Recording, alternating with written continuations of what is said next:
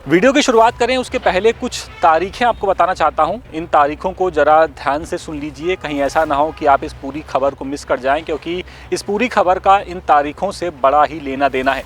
पहली तारीख है 22 अगस्त 2024, इसके बाद अगली तारीख है 10 अगस्त 2024, इसके बाद है 9 अगस्त 2024, फिर 8 जुलाई 2024 और अगर 2025 की बात करें तो एक तारीख है 25 अक्टूबर 2025।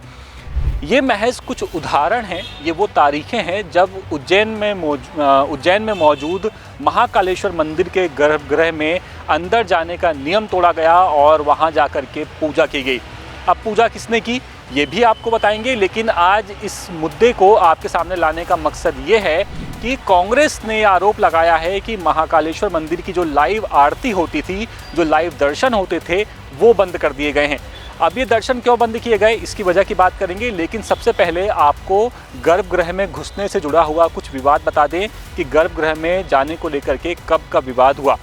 सबसे पहला, एक तो आप जानते ही हैं बीजेपी के विधायक हैं गोलू शुक्ला, इनके बेटे हैं। इनके बेटे पर आरोप लगा कि वो महाकालेश्वर मंदिर के गर्भगृह में घुसे थे और वहाँ उन्होंने जाकर के पूजा की। इसके अलावा कभी बीजेपी नेता महेंद्र सिंह और उनकी पत्नी पर गर्भगृह में जाने का आरोप लगा।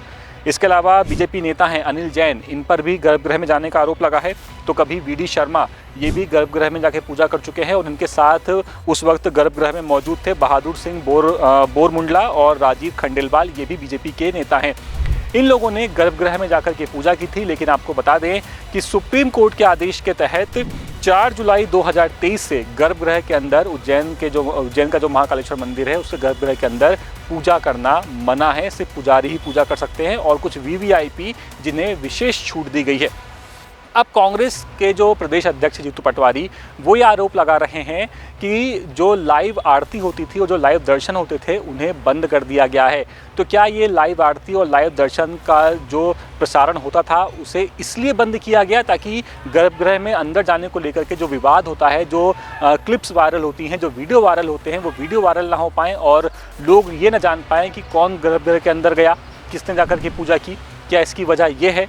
मैं आपको जीतू पटवारी का एग्जैक्ट ट्वीट पढ़ के सुनाता हूँ। जीतू पटवारी ने क्या लिखा है। जीतू पटवारी लिखते हैं कि उज्जैन के ज्योतिर्लिंग महाकाल मंदिर के गर्भगृह में 24 घंटे लाइव प्रसारण चलता था, उसे बंद करवा दिया गया है।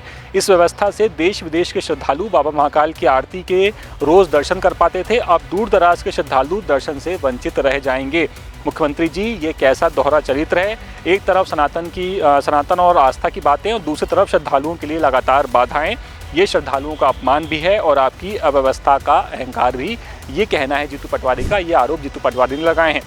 आपको बता दें कि उज्जैन के महाकाल मंदिर में जो वहाँ का जो गर्भगृह है उसमें अंदर जाने को लेकर के हमेशा से विवाद होता रहा है। कभी कोई बीजेपी का नेता अंदर जाके पूजा करता है तो कभी किसी और दूसरे नेता पर आरोप लगे कि वो अंदर गए और उन्होंने पूजा की। जबकि दूसरी तरफ आपको बता दें कि जब कांग्रेस की भारत जोड़ो न्याय यात्रा चल रही थी और राहुल गांधी उस वक्त उज्जैन में मौजूद थे, तब ये आरोप लगाए जाते हैं कांग्रेस की तरफ से कि राहुल गांधी को गर्भगृह में जाने की परमिशन नहीं दी गई थी। तब कांग्रेस बहुत आग बबूला हुई थी और कांग्रेस ने खूब निशाने भी साधे थे।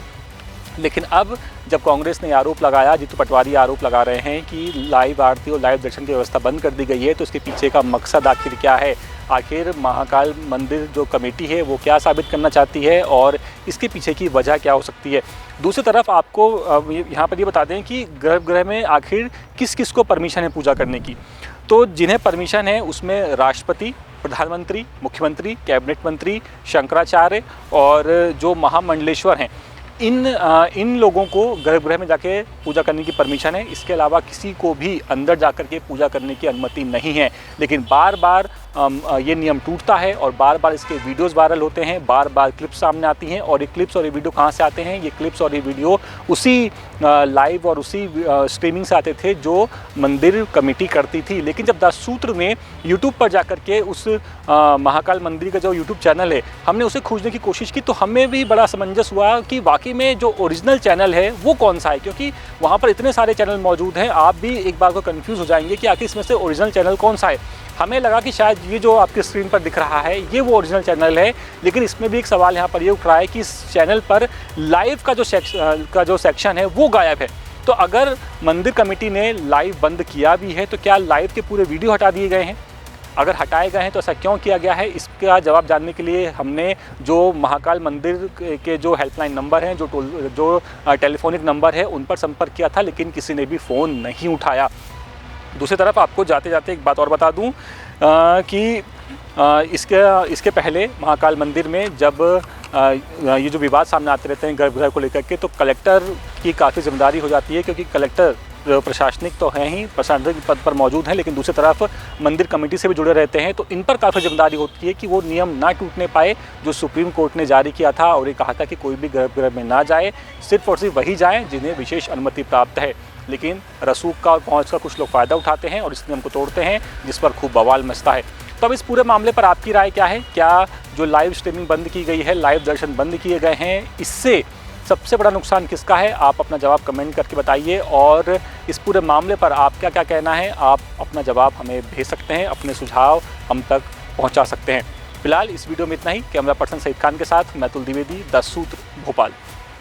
लेटेस्ट,